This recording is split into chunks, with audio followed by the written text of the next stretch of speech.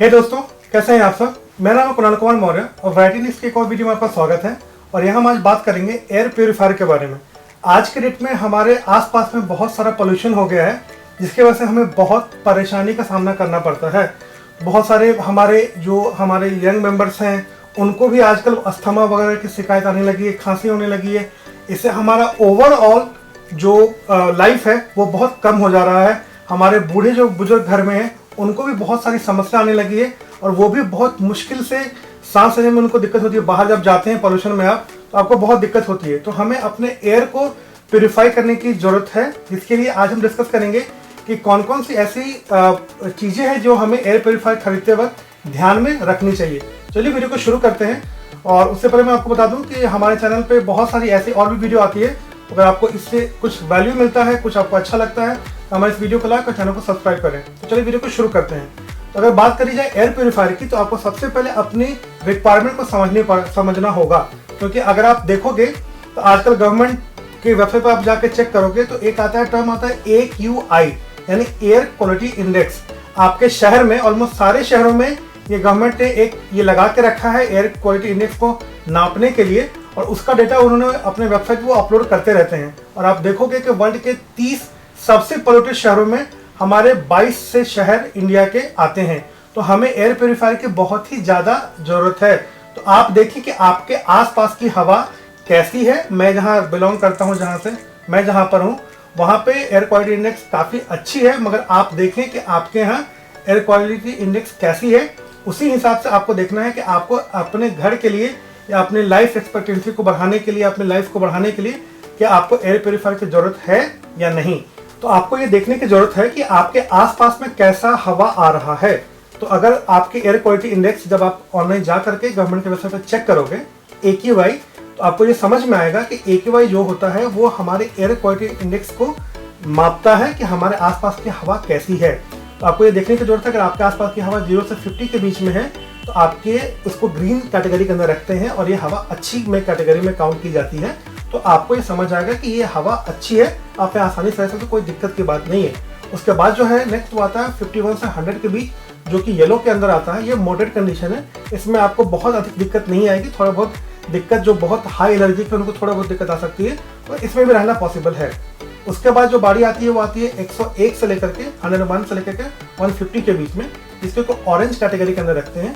और ये हवा जनरली अनहेल्दी होती है बहुत सर्टेन पीपल के लिए, जो कि कुछ ज़्यादा ही एलर्जिक हैं, किसी से ज़्यादा ही सेंसिटिव है, उनके लिए ये हवा ठीक ठाक है। आप चाहो तो रह भी सकते हो, नहीं तो आपको अगर चाहते हैं, अगर आपको बहुत दिक्कत हो रही है, तो आपको कहीं मूव करना पड़ सकता है। उसके बाद जो बारी आती है वो आती है 151 से लेकर के 200 के बीच। ये रेड कंडीशन आता है। ये बिल्कुल ही अनहेल्दी हवा होती है, जिसमें कि रहना, अगर आप रहोगे तो आपको बहुत सारी बीमारियां आगे के दिन में हो जाएगी। और उसके बाद जो है 200 के ऊपर ये वर्स्ट कंडीशन है, जिसके अंदर रहना मतलब कि आप लॉन्ग टर्म में आपको बीमारियां बहुत सारी हो सकती है। और कोविड के बाद खासकर हमारे जो लंग की कैपेसिटी होती है वो बहुत कम हो गई है, और बहुत सारे लोग इसके वजह से बहुत ही प्रॉब्लम सारा फेस कर रहे हैं। तो आपको ये समझना पड़ेगा कि आपके एयर क्वालिटी इंडेक्स कैसी है आसपास में। साथ में आपको ये भी देखना है कि आपकी नीड क्या है। उस नीड के अकॉर्डिंग ही आपको एयर प्योरीफायर खरीदने की जरूरत है, क्योंकि उसी नीड के हिसाब से आप फिल्टर सेलेक्ट करोगे। आगे जाकर के जब फिल्टर आप देखेंगे एयर प्योरीफायर के अंदर, तो आपको ये समझ आएगा कि आपको कौन से फिल्टर की रिक्वायरमेंट है। और उसी फिल्टर को जो आपको नीड होगी, आप वही फिल्टर लोगे, तो आपको जो प्राइस पे करना पड़ेगा उसके लिए वो काफ़ी कम पे करना पड़ेगा, क्योंकि हर एक फिल्टर हर एक एयर प्योरीफायर में नहीं आता। तो आपको ये समझना पड़ेगा आपकी क्या रिक्वायरमेंट है। आपको किसी चीज़ से एलर्जी है तो आप देख लो। अगर आपको अस्थमा है आपके घर में किसी को, तो उसके लिए आप एक अलग एयर प्योरीफायर आती है, वो आप ले सकते हो।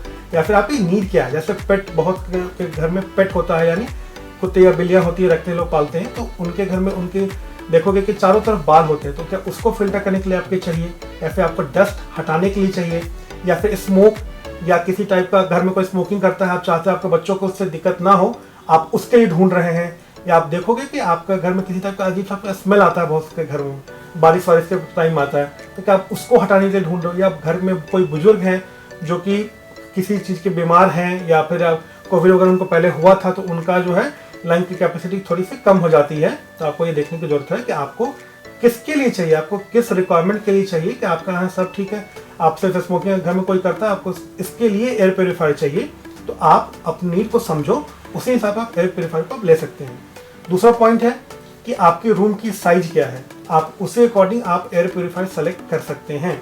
तो रूम की साइज जो आपकी होगी वो आप ये नहीं कर सकते कि आप एक ही एयर प्योरीफायर को आप पूरे ही घर के लिए आप यूज करो, क्योंकि ये पर्टिकुलर एरिया को ही वो कवर करता है। तो आपको ये समझना होगा कि आपके रिक्वायरमेंट क्या है, किस रूम के लिए, कितना बाई कितना, जनरली 10 बाई 12 का रूम होता है या 12 बाई 14 का रूम हमारे इंडिया में होता है।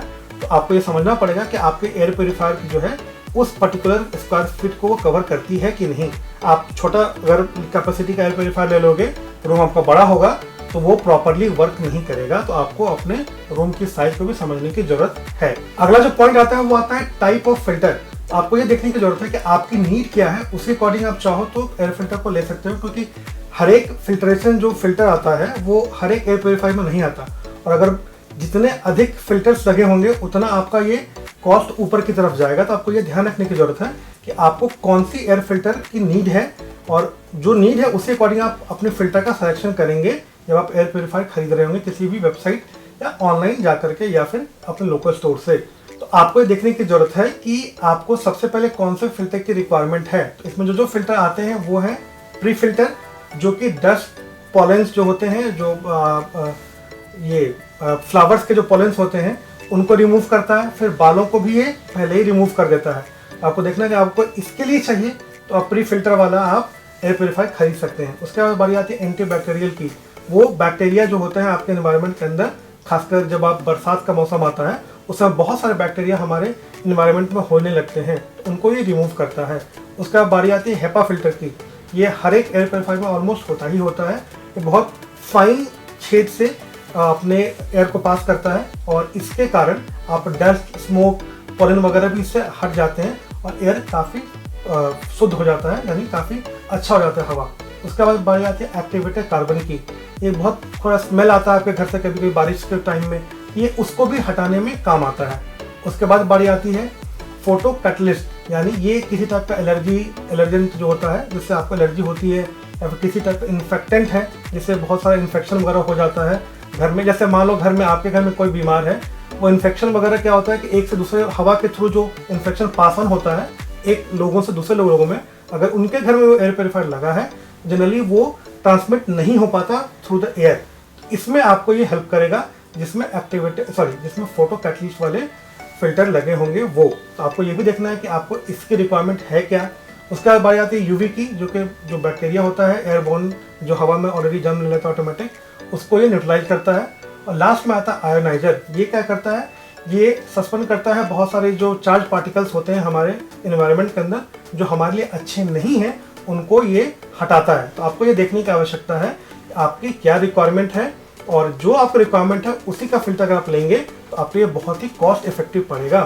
फोर्थ पॉइंट आता है CADR, यानी क्लीन एयर डिलीवरी रेट। आपको ये देखने की जरूरत है कि आपके जो घर है उसका जो ये हवा को क्लीन करता है इसका रेट क्या है, यानी ये जितना अधिक से अधिक नंबर होगा, ये जो नंबर में आता है ये नंबर जितना अधिक होगा उतना आपको हवा शुद्ध मिलेगी। तो आपको देखने की जरूरत है कि आपका कितना रेट का मतलब ये होता है कि कितना जो है ये जल्दी जल्दी हवा को ये फ्रेश करता है आपके घर के लिए, यानी फ्रेश एयर आपको प्रोवाइड कराता है।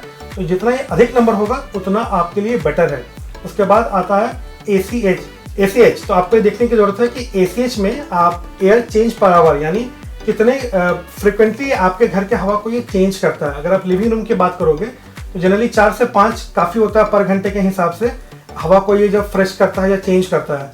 अगर आप किसी किचन की बात करो तो 7 से 8 बार, और किसी स्मोकिंग एरिया अगर आप कहीं स्मोक कर रहे हो तो 10 से 12 बार एयर को चेंज करने की जरूरत होती है। तो आपको देखने की जरूरत है कि आप स्मोकिंग अगर करते हैं तो आपका एयर प्योरीफायर 10 से 12 बार एयर को रिफ्रेश करने वाला होना चाहिए। यानी आपका ACH जो है कम से कम तो 12 जरूर होना चाहिए अगर आप स्मोकिंग करते हैं। तो अगर स्मोकिंग आप नहीं करते हैं तो अगर आपका ACH 7 से 8 भी है आपका एयर प्योरीफायर का तो आपको चलेगा, आपको कोई दिक्कत नहीं आएगी। अगली बारी आती है नॉइज लेवल की, क्योंकि आप घर में हैं हमेशा एक साउंड सुनते रहेंगे तो थोड़ा एलर्जी होता है बहुत सारे लोगों को। अचानक से आप देखोगे जैसे बहुत सारे लोग शादियों में होते हैं, बैठे होते हैं, उनके आसपास के जो घर में रहने वाले लोग होते हैं उनको बहुत परेशानी होती है क्योंकि कंटिन्यूअस नॉइज आती है। तो आपको ये देखने की जरूरत है कि आपके ये जो एयर प्योरीफायर आपने लगा रखा है उसका कितना नॉइज है, फैन उतना नॉइज है या फैन से कम है, तो जितना कम नॉइज वाला लेंगे उतना आपके लिए बेटर है। तो अगली जो फीचर आती है वो आती है 6 नंबर की, वो है एनर्जी कंजम्पशन। आपको ये देखने की जरूरत है, मैं बार बार कहता हूँ कि आपको 5 स्टार रेटेड जो है चीज़ों को खरीदना चाहिए। आपको देखना है कि आपको एनर्जी कंजम्पशन का उसमें बिल कितना आता है। 5 स्टार रेटेड है अगर, तो आपको बिजली का बिल बहुत कम आएगा। 4 स्टार रेटेड है तो उससे अधिक आएगा। तो आपको देखना है एनर्जी कंजम्पशन क्या है उस एयर प्योरीफायर का, क्योंकि वो दिन भर चालू रहेगा, इस बात का ध्यान रखें। अगली जो फीचर आती है 7 नंबर की, वो आती है मेंटेनेंस एंड फिल्टर रिप्लेसमेंट। यानी एयर प्योरीफायर वाटर प्योरीफायर की तरह बार बार हमें उसमें उनकी जो प्योरीफिकेशन में आती है यूवी फिल्टर आता है, उनको चेंज करना पड़ता है एयर प्योरीफायर के अंदर, सॉरी वाटर प्योरीफायर के अंदर। उसी हिसाब से आपको देखने की जरूरत है कि इसमें भी आपको फिल्टर कितने दिनों में रिप्लेस करना है। आपको अगर पता चला कि आपको 3-3 महीनों में अगर आपको फिल्टर को रिप्लेस करना है, तो आपकी कॉस्ट बहुत बढ़ जाएगी। फिल्टर के कॉस्ट भी बहुत महंगे आते हैं सारे फिल्टर इनके भी। तो आपको ये देखने की जरूरत है इसका मेंटेनेंस कॉस्ट क्या है, साथ ही साथ में इसको फिल्टर कितने दिनों के बाद रिप्लेस करने की जरूरत है।